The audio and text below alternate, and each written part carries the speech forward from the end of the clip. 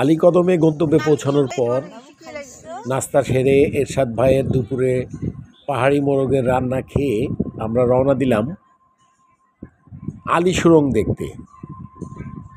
এর মধ্যে আমরা হোটেলে ব্যাগ বুচকা রেখে গেলাম আলী সুড়ঙ্গ দেখতে। আলী সুড়ঙ্গ একটা ভয়ঙ্কর গা ছমছমে পরিবেশে অবস্থিত। দুই পাশে পাহাড়, মাঝখান দিয়ে সরু একটা প্যাসেজ, এখান দিয়ে হেঁটে যেতে হয়। উপর থেকে পানি চুইয়ে পড়ে নিচে আলী সুড়ঙ্গে অনেক কাদা এবং পিচ্ছিল অবস্থা, পানি প্রচণ্ড ঠান্ডা।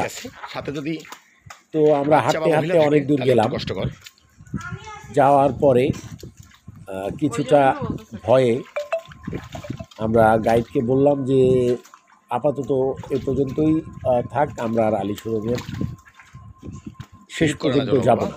যদিও গহন খুব পিড়াপিড়ি করছিল শেষ পর্যন্ত যাওয়ার, কিন্তু যেহেতু আমাদের এই রাস্তায় ফিরতে হবে তাই আমরা আর খুব বেশি সাহস করে শেষ পর্যন্ত যেতে পারিনি।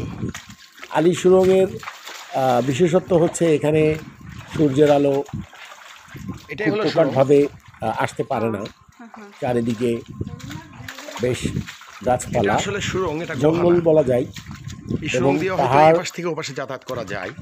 অনেক উঁচু হওয়ার কারণে পরবর্তীতে আবিষ্কার হয়েছে সূর্যের আলো খুব পরিষ্কারভাবে আলী সুড়ঙ্গের মাঝখানে প্রবেশ করে না। আপনারা দেখছেন আলী সুড়ঙ্গে হাঁটাও বেশ কষ্টকর, কারণ নিচে কাদা এবং দুই পাশে পাহাড়ি রাস্তা, রাস্তাটাও খুব পিচ্ছিল। তো আলী সুড়ঙ্গ অবশ্যই যাবেন। আলীকদমে গেলে আলী সুড়ঙ্গ আসলে একটা দেখার মতো জায়গা। এসে গেছি তো, আর তো নাই, তাই না? কত দূর?